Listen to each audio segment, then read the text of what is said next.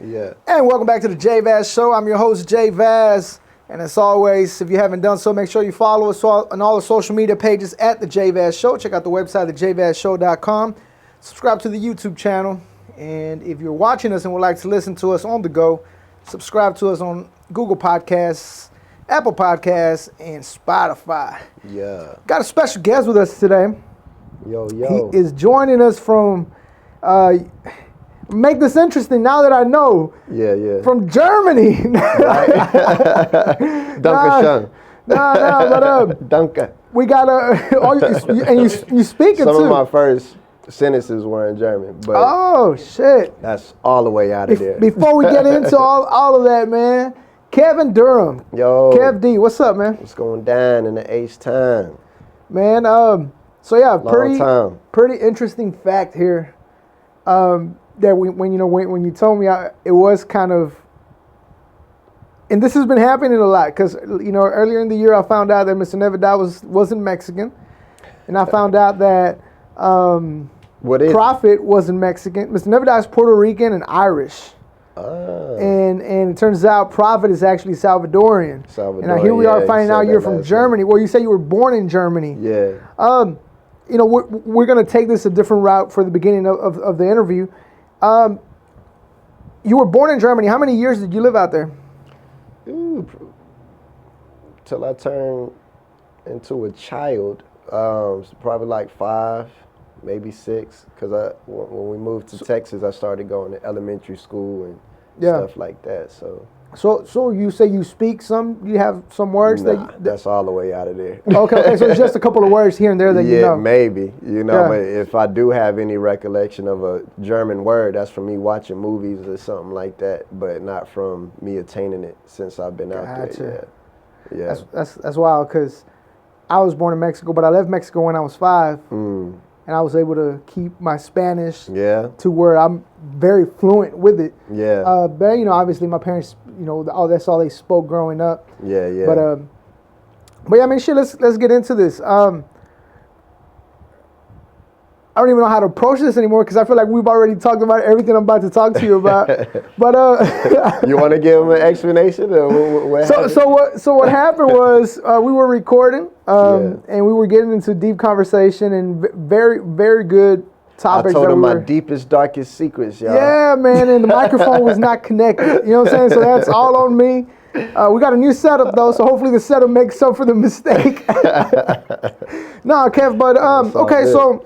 So I guess the reason that I asked if you were from Germany, if you being born in Germany and if you spoke the language, you're actually not from Houston. You say you were actually raised in Killeen, Texas. 254 K-Time. What's going down?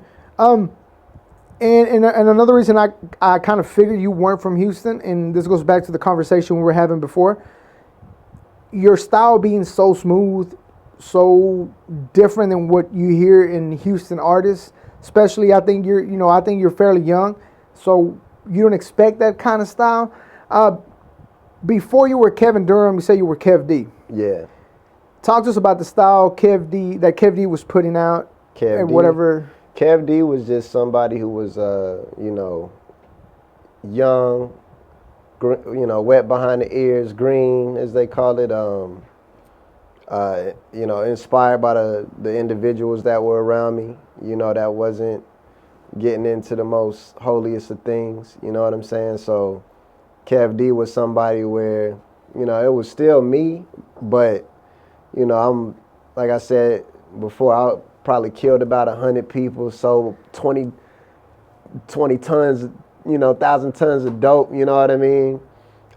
Just experimenting, you know what I'm saying, with music, but it wasn't all the way authentic. I was influenced by what other rappers was talking about that I was listening to as a youngin', and also the individuals that were around me really, living that life. That was in my music. But I've always had a desire to talk about situations that was real in my life. So even if you go back to, the Kev D days, you can, find those songs that are, reminiscent to today, the music that I make, but you can also find some stuff that's just out Yeah. of there in the imagination world for sure. What was it that inspired you, or that made you become Kevin Durham? It made you realize that this is actually who the artist that I want to be. It's Kevin Durham. Yeah. Just growing up, what they say, growing old isn't for the weak. You know what I mean? So, again, when I was Kev D, that's when, there were people who died that didn't die back in those days. You know what I'm saying? That was still alive. There was, all types of things that happens to you as you grow. You're going to get, life is going to box you. You know what I'm saying? So just growing into maturity, you know what I'm saying? And then having young kids that look up to me, like my nephews and nieces, you know what I'm saying? Those are some of my first fans, like, and they looking at my videos, commenting like, Uncle Kevin, you know what I'm saying? I was like, okay, I need to watch what I'm doing now. So that's when I had to rest in peace, Kev D, and I had to be me, Kevin Durham, So that's when the nickname dropped. Yeah. And we talked about this earlier, but I do want to bring it up because I think it's one of the important things in the interview, because I do feel people, not only do they like the art that the artist puts out, but people become fans because of the person behind the music, right? Right. And you mentioned earlier that you went to an Astros game, and I did tell you that, again, I don't know you personally, so it was cool that I was able to tell you something about yourself without you telling me. Yeah. So first, you mentioned you went to the Astros game, and it immediately made me think of the music, what I hear in the music, the Kevin that I hear, right? And I told you that I feel like you're a self-care person and a person that just kind of want to vibe on his own every now and then. How important is that for you to be able to go out on your own and be able to, I guess, refresh your thoughts or something without having somebody there with you? It's very important. Like, as I explained before the malfunction, it's like,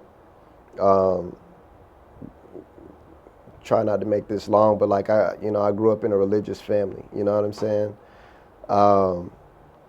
My dad was a preacher, in fact. So, I was taught that God was out there. I had to bend my knees and pray out there for things to get better. You know what I'm saying? But, one of those things for me, as I grew, I made it out of that faith, or I strayed from that faith and found other things, and realized that God is me. God is in here. You know what I'm saying? And not only is it in here, it's everywhere. I'm connected to everything. You know what I'm saying? It's just me having an experience in this lifetime. And then once I pass, I'm going to be something else. Yeah. So when I spend time with myself, I'm spending time with God. That's me. I don't have to entertain anybody. You know what I'm saying? I don't have to cater to anybody but myself. So, it's a self-care thing. Yeah. You know what I'm saying? When you say God is in here, you are God. Are you? I don't want to make this a religious thing, but I'm trying to understand. Yeah, sure. Because I'm not very religious, but I did grow up Catholic, so there's some stuff on there. But I always have a lot of questions when it comes to religion. Yeah. I mean, I come from a house where my dad would let, Mormons and anybody go in there and try to speak. He was very open-minded when it came to this. Right. So I guess my question is, are you still religious as you were as a kid, or did you find like a different way of looking at religion? I guess is what I'm trying to ask, if that makes sense. Oprah said a quote. She said, and I agree with her, for me in my life, religion is the roadmap to spirituality. And once you find spirituality, you pretty much don't need religion. You don't need a schedule. You don't got to go inside of four walls. Like for me, church is right now, giving you energy. You giving me back energy, us exchanging ideas, you know what I'm saying? This is God's work, if you ask me, you know what I mean? But in my spiritual system, it's, duality, it's yin and yang, so, or Taoism, whatever you want to call it, it's more of a philosophy. So, as this world turns, you need the big fiery sun, and you need the small little cool moon. And you need both of those things for us to have anything that we're doing right now as humans. You know what I'm saying? Yeah. So I embrace my devil. That's the homie. I embrace my righteous, whatever you want to call it, Jesus, God, I need both of those. Both of those are me. You know what I'm saying? And I use them both whenever I need them for whatever situation occurs. You know, so that's actually a dope way to look at it. Yeah. And I respect what you said, because that's where I'm at now as an adult is I don't have to go to church, you know, for me to prove that I believe in a God. Right. When my dad would always say, like, if you believe in God, you can talk to him right here. Like, you don't have to go confess to nobody. You don't have to do none of that. If you believe, then no matter where you're at, I mean, a lot of people find God in jail. Yeah. You know what I'm saying? And I guess it makes sense to what you said, is finding yourself. Yeah, you by yourself in that cell. God finding is gonna talk to you. Yeah. You know, the universe will unlock when there ain't nobody to talk to. You know what I mean? I'm low key at this point of the conversation. I'm kind of glad we had this malfunction with the audio, because it's making me understand you more as an artist and where the style comes from. Because as I mentioned earlier, I think you've put out 6 singles this year alone, right? Within the last 6 months. And we'll get into those singles here in a bit. But I mentioned how your style is so smooth and it reflects the little of you that I do know. It reflects that. And, you know, having this conversation about spirituality and all that you're telling me, it's like, okay, this is helping me understand who Kevin Durham, the artist, is. Like, why he comes off as this smooth, positive vibe feeling. No worries. Yeah. That's... You know, we just in the belly of God. So, hey, live it. You'll pass away. You'll do it again as somebody else. You was me at one point. I was you at one point. I was him at one point. I was whoever's watching. I was you. You was me. And it's just going to keep going. Yeah. It's fun. So let me ask you this. As far as your style, what inspires, or what is it that gets those creative juices going to? I mean, you have a song called Gary V, which we'll get into here in a second. I had to click on that one before. I think Mark posted it, but as soon as I seen the name, as soon as I seen the name, it caught my attention. Yeah. But what is it that gets those juices going? Creatively, life, man. You know, again, when the Kev D dropped and Kevin Durham came, it was about being as authentically me as I could, to the point where if you don't know me, by the time you're done, it feels like you do, or you either want to get to in a genuine way. Like, it's not like on some celebrity shit, but it's like, yo, I would like to have a beer with this dude, maybe. You know what I'm saying? Or just kick it with him, you know? So I try to give those vibes out, you know, just something, you know, that lets you know who I am authentically. So, you know, Gary V, for instance, that's somebody who's inspired me at some course in my life. You know, he was introduced to me by Deshaun Jones, which was one of my first managers out here in Houston. And, you know, a lot of the stuff, if you know Gary V, you know, you're going to resonate, you know, with a lot of stuff that he says. So, you know, kind of made a track dedicated to what Gary V has done in my life as a young man. Speaking of Gary V, as I mentioned, you've dropped 6 singles, and we talked about this. Your visual, your production on those videos, it's fucking top notch. It's a different vibe than what you normally see. And just, it's very creative. In every video, it almost feels like they connect, but they all have a different. Do they connect or? Kinda, you know, with all elements involved. So all 6 videos were shot in the same place. So it's a creative studio called Sandman Studios. Shout out Seth. And it's a place for creatives to go, you know, and there's different setups inside of that studio. So I just, you know, there were about six setups inside of that studio. So, you know, I took 6 songs and I did it in every single place to show them, you know, what they have to offer, but also it gives me, you know, a good place to work for aesthetic for those videos. Yeah. So it was real cool, man. It wasn't a lot of work at all. It was like shooting one big video. You know, but so you shot those 6 in one day? Yeah, one day, one night. No shit. Yep. Man. Yeah. But you know, it's not that crazy because it's all in the same place. Yeah. You know, so it's like it was like shooting one video. You know, I've been to video sets where it took several days to shoot. You know, a video. You know what I mean? But in there, I did 6 in one night. 2 hours at that. Maybe 2 hours. You know, each song, because each video was one take. So that's like a kind of, I think that's something that I want to be kind of like a trademark with me. You know what I mean? To where it's just me and the audience, and I'm gonna go through it with you. I'm gonna get dripped down or whatever, and we just gonna vibe to whatever song that I display. You know? Yeah. So I'm thinking about sticking with that concept. So to get more into your music right now, as I mentioned, you've dropped 6 singles this year. I don't know the exact order, but I know it's All Good, Gary V, Make a Toast, Diamond. Diamond, I feel like it was a little bit more different than the other ones. And then Again, and it's all the same. Correct? Yeah. Those are the 6. Yeah. You included one that I didn't do in the studio, which was this one of my manager, Mark's one of his favorite ones. No, okay, so yeah, that was the 6. So yeah, you didn't say My Own, but My Own was actually shot at my pad, and that was actually my first single that I dropped after my last project, which was Reptile. So before these 6 videos came out, I haven't dropped anything in 2 years. You know what I'm saying? My last project was Reptiles, which got, you know, really, really good feedback. To this day, people still listen to that, thankfully. But that was 2 years ago. So Yeah. I was like, you know what?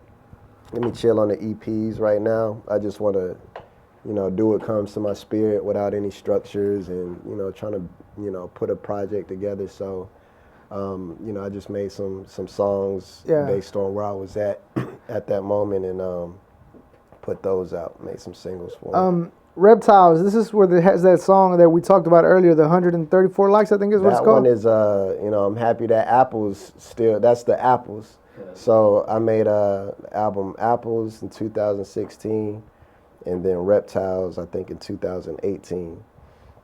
I'll be on some Frank Ocean shit. I'll drop something and I'll be gone for like 2 years. Yeah. But every time I drop, man, the love I receive is just... This makes this song even more interesting to me now. So if you're listening or if you're watching us, get on Apple Music or Spotify, and the name of the song is called 134 Likes. I love that song. And you talked about something that's only gotten worse, and you talked about this in 2016. And basically the song is based on, I think I'm not going to exactly quote you, but you said something around, something about a model that lives off likes and follows, right? Yeah, Something so like that. It's basically about, I kind of, with my music, when I became Kevin Durham, I had to be careful because I still, like, I talk about real things, like real people.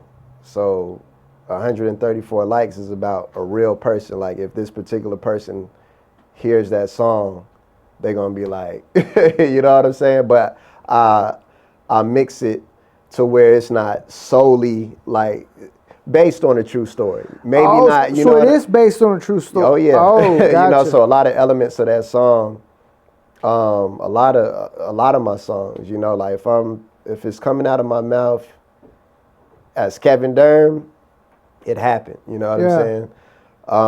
But 134 likes is something that a lot of people can relate to, not just women, but, you know, just to give a premise on the song for people that don't know, 134 likes was about basically somebody, you know, who was young. They had a certain group of friends at that time. They had a certain life, and then they did something different. They figured out that it was gaining traction on social media and got addicted to them likes. So, you know, at the end of the song, she basically pretty much loses genuine family and friends on the pursuit of social media. And again, this was 2016. Yeah. And things have only gotten worse. I'm not speaking about her, but right, as a whole, in general, with people. It's a song that, you know, obviously many many people can relate to. I'm Correct. sure. You know. Correct. And it's sad, man. Like we're about to get on this conversation of how did we get here to where people base their sacrifice their reality for something so unimportant and so not real. I mean, people do pride themselves on having thousands of followers, but don't have one real friend they can trust. Whew. You said it right there, man. That was Kev D was 134 likes. Kevin Durham is, hey, here's a song I wrote. Hope y'all like it. You know what I'm saying? Yeah. But I'll check later to see what those responses are. You know, because I'm chilling at the Astros game by myself. You know what I'm saying? So it's something. What it is, you know, I won't even say there's an age on it. I was gonna say being young, but you see older people that are even caught up in this mix. And back in the day, it was different. When social media wasn't here, that's when you had way more family reunions, way more barbecues, cookouts. So it's just human beings trying to connect and feel that kind of love. Yeah. And since we're not doing that these days, especially COVID kicked it into gear. You know, they kicked this condition into gear. So, you know, now it's just about the image for a lot of people. They just want those, you know, quick reassurance, recognition.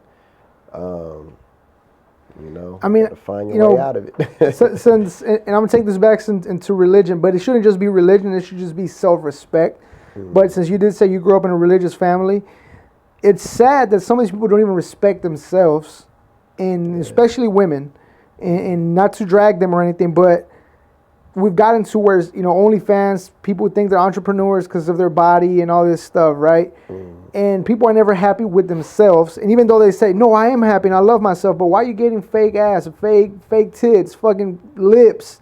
Nothing is real anymore. This is where social media has brought us. Me, man, so spiritually, my belief system, it's a hard thing to consume, but in my world, good and bad doesn't necessarily exist. It's just cause and effect. So I can understand how a lot of people will look at the state of the world today and be like, you know, man, shit is fucked up. You know, for me, it's just evolution. You know, we think what we think is crazy right now, shit, wait till 50 years from now. You ain't seen nothing yet. You know what I'm saying? 2016 to now. We thought it was crazy then. Exactly. Fuck, shit. you're right. 1970s, you can keep going back to the Stone Ages. Did they think we was going to be driving self-driving car? They didn't even know what a car was. You know what I'm saying? They still trying to make fire, you know? So that's just evolution, man, you know? So, you know, I don't, I'm not emotionally stirred by the state of the way that things are, but I'm still able to understand to where I could make a song about it or something like that. The song itself wasn't even necessarily bashing that individual. It was just telling the story of what happened and why it happened, you know. But it wasn't saying you should do this. You shouldn't, you know. Okay, I respect that. Yeah, I respect what you're saying. You're not judging. You're just telling the story. Yeah. I'm just the narrator for the most part. But you know, I'm still human. There's times where that's why that self-time is important for me, because there'll be times where I do forget what I know, and have those urges to where, you know, I'm judging in the wrong way. Yeah. Everybody judge. You know what I'm saying? I would never tell somebody not to judge. That's how we learn. Hey, when we, you know, prehistoric days, don't eat that plant. You know what I'm saying? Eat that one. You know, like, I don't know that So like, not to go too deep into this, but like racism and prejudice are they're one and the same, but they are two different things. Yeah. Like, if you look up the word prejudice or prejudice, it doesn't necessarily have to do with race. You could be prejudiced of so many different things. You know what I'm saying? But yeah, man, you know, I try to make sure that I'm able, when I do judge, to make sure that it's an educated judgment. You know, and it's not based on, you know, insecurities or emotions. Emotions. Yeah. So to get back to your music, we talked about your old EPs, we talked about your singles, and you're actually about to drop a new project, right? Not necessarily. I'm just doing singles right now. You Okay. know, just pretty much in a creative zone right now. You know, haven't really thought too far out as far as album. So you you're know, right staying away from the EP for real, now. Yeah. Like I did that since I've started. You know, Yeah. anything that I've ever dropped since I started rapping, it's been, you know, projects, whether it be mixtapes or EPs. This is actually my first time experimenting with just putting out singles, and so far it's been getting really good feedback. And as fast as things are with people and, you know, the industry nowadays and our attention span, so many different elements, for my own, you know, mental health, I'm just not catering to the audience. I'm catering to me. So it's just about like, ooh, I like that. Let me make a song. Expressing yourself. Yeah, and then put it out. That's where I'm at right now. Yeah. But not to say that an album won't come. An album will probably definitely come, you know, before, you know, not gonna speak it, but before the worst would happen, hopefully, you know. So outside of music, about a month ago you came in here and we had the Overthinkers podcast 1 year anniversary, and you brought a puppy in here.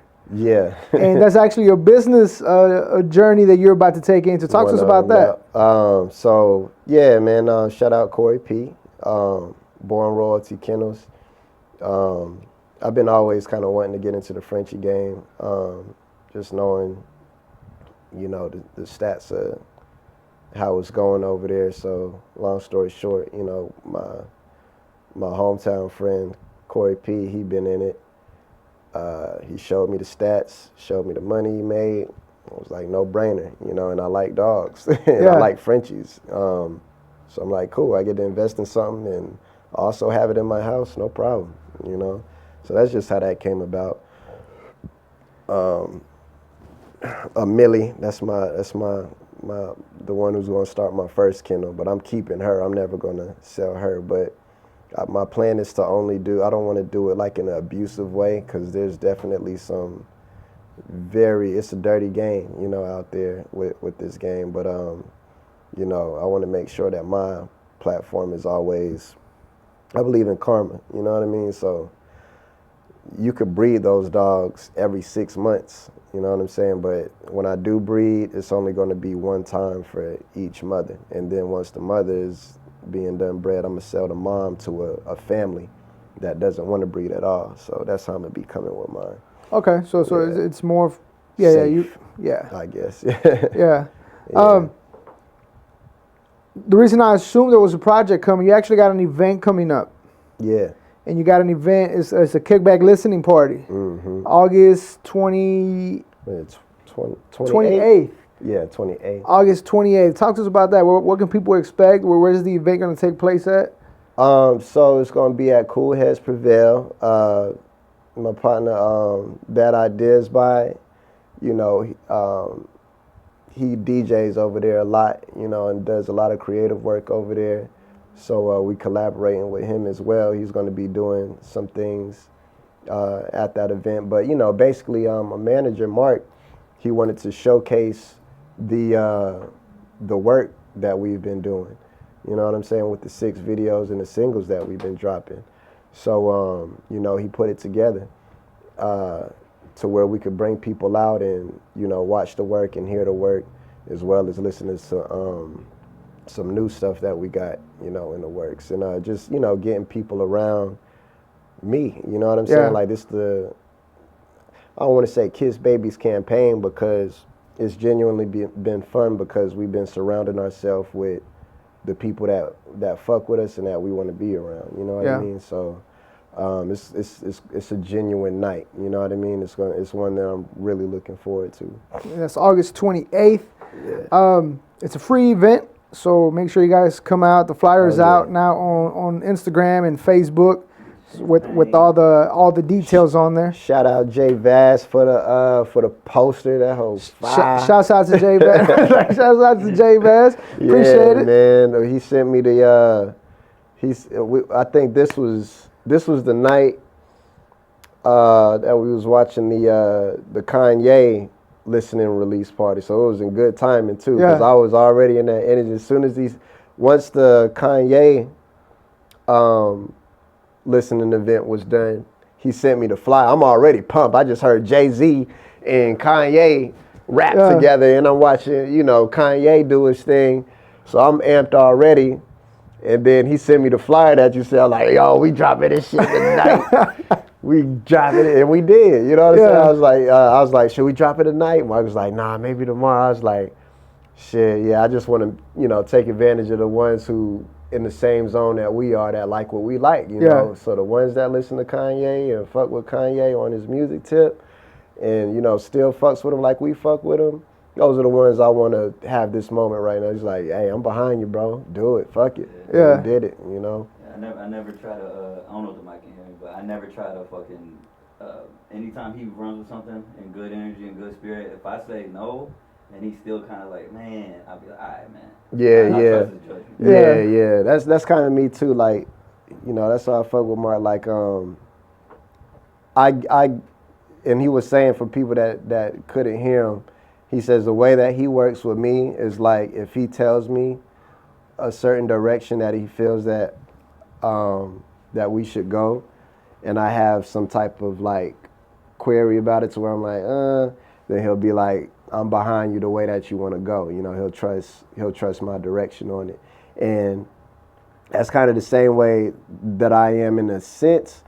Me, I'm probably a little bit more stricter, but I, for the most part, I would say it's probably, you would have to ask him, but I'd say it's probably easy to work with me because if you really believe in something where he's like, nah, we got to do it this way, then I'd be like, fuck it, let's do it. You know what I'm saying? Yeah. Like, I like it to just flow. You know what I'm saying? And it's cool to have that relationship with your manager where you both understand each other's vibes. Right. And I'm not somebody that likes to go back and forth. So if somebody wants it that bad to where I hit the ping pong and then you hit it back, I could come back at you one more time, bing, I'm gonna hit it back.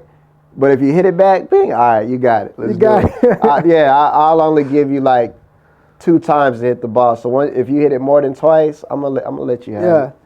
Yeah.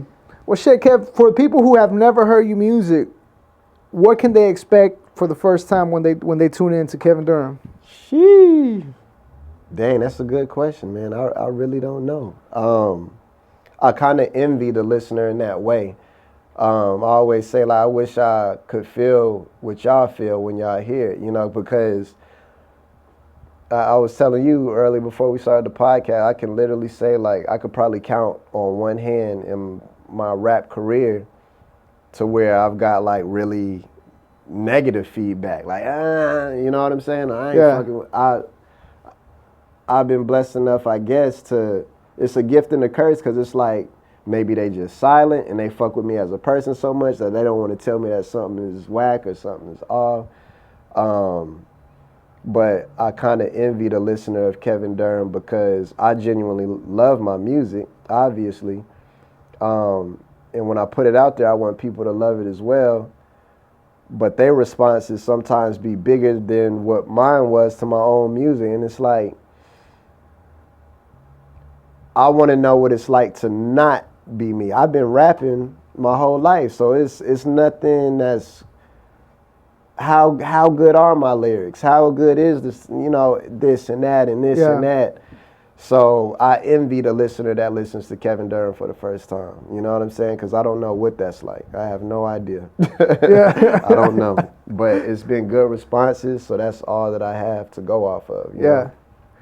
Now, well, shit, man. First, I want to say I want to apologize for the malfunction we had earlier. I do appreciate your time, making time for us. For first-time listeners, first-time watchers, where can they find you on social media? Everything is Kevin X Durham. So that last name is Durham, as in Mary. So Kevin X Durham. So that's Twitter, that's Instagram. That's really the only things I really be on, Twitter, Yeah. Instagram, and then YouTube. Any upcoming projects, like the next single? When can they expect the next single to drop? Ooh, next single, it's gonna be before the end of the year. I can tell you that. We're gonna drop this. It's gonna be sooner than you think, actually. Because we're gonna show the songs to those singles that I'm gonna do videos for At the after kickback. listening to it. Yeah, so you'll at least get to hear the audio of those songs. Dope. That's gonna come with the videos after the event's done. Yeah, that's dope. That's dope. So once again, the kickback takes place on August 28th. The flyer is on Instagram and on Facebook. You can find it on his page. If you follow us already, make sure you follow him as well. And you can also find the flyer on our page. And it's as a person that listens to your music that that I've checked you out here recently. I guess I can describe to you guys for the first time listening. It's something smooth and it's positive vibes. So it's very hard to dislike something like that, and it puts you in a mood where you're just chilling, you're just vibing. Yeah, you know what I mean? That's dope. So again, I do appreciate your music. As I told you before, the mess up was I look at you as an artist, not a rapper, because rappers rap, artists create, and listening to your music, then watching the visual, you see the creativity with both of them. Yeah. So again, dope. I appreciate your time. I appreciate you Likewise. stopping, fucking with us. We finally made this happen. Yeah. And long time coming. hopefully, we'll be at the event. We'll have some footage of that as well, and hopefully we can bring you back later on and get some updates on whatever projects you got out at the time. Yeah, I appreciate you having me, man. It's been a long time coming, long overdue, but I'm glad we did it, man. For sure, yeah. We said earlier, it's been at least 2 years since the first time we talked about bringing you on, and finally making it happen, man. And it's all about timing. So maybe the time was right now. Time was right. And once again, I got the first. Just know. Yes, if you're watching, the time was definitely right. You're gonna see a whole bunch of new shit with this interview, the new intro and everything, rebranding. So yes, you are the first artist that we try the new layout with, and hope y'all like it, man. And it looks behind camera, it looks dope as fuck. So I hope y'all like it as much as we think it looks dope as fuck. So we hope you guys enjoy it. Once again, follow him on Instagram and on Twitter at Kevin X Durham. You can find those links on the description of the video, on the description of the podcast, and if you're watching us, it's right there on your screen. And once again, Kevin Durham, thank you for your time. Yes, sir. Thank y'all, man. Peace and love. One love.